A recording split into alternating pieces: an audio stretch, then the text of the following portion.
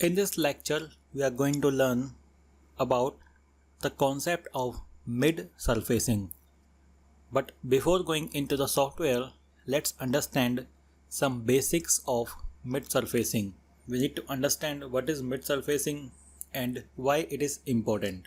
So, mid-surfacing comes into the 2D meshing. So, let's consider this example. I have this plate here.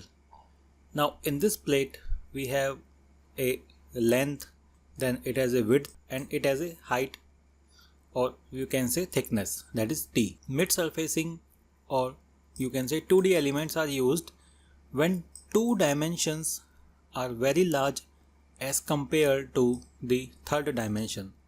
In this case you can see length and width is very large as compared to the thickness.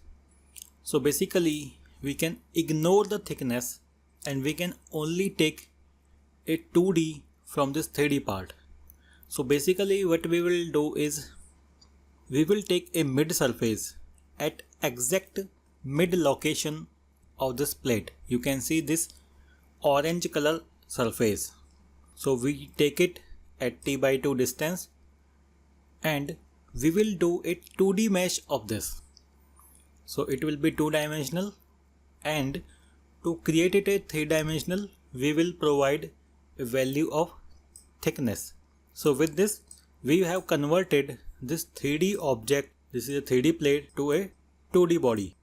Now the advantage of this is, because we have converted this from 3D to 2D, number of elements will be significantly reduced. Because of this our solving time will decrease, and also the complexity of creating 3D element reduces, because creating 3D element is difficult as compared to 2D elements. Now let's understand some details about this mid surfacing or 2D element. General elements that are used here is quad element and tria element. Quad means quadrilateral and this is triangle. Now additional data that is required, we will need thickness value, and element type that are widely used is thin shell, plate element, membrane, plane stress, plane strain, then axis symmetric, etc. And this type of meshing is widely used. For example, it is used in sheet metal parts, plastic component, and also it is used in the BIW component. BIW means the body of automotive cars. So you will see the body of car is called BIW or sheet metal part. These are meshed using 2D meshing. So you can see it has a wide range of applications. So before going into this mid surfacing, let's understand why we only extract this mid surface at exact mid. Why don't we take the top surface, bottom surface, or any other distance? Now the concept of this mid surface comes from the plane of neutral axis. For example, let's say I have a beam here.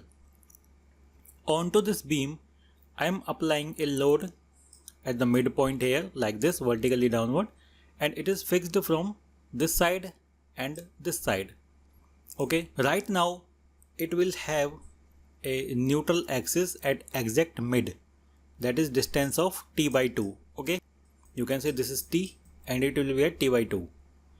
After the application of load, you will see here it will bend like this, and here are basically two zones. You can see the arrow are in the inside here. It means this is a compressive type of loading. You can see the surface here has compressed or shrinked, while on the outer edge of this bottom edge here, this is a tensile loading.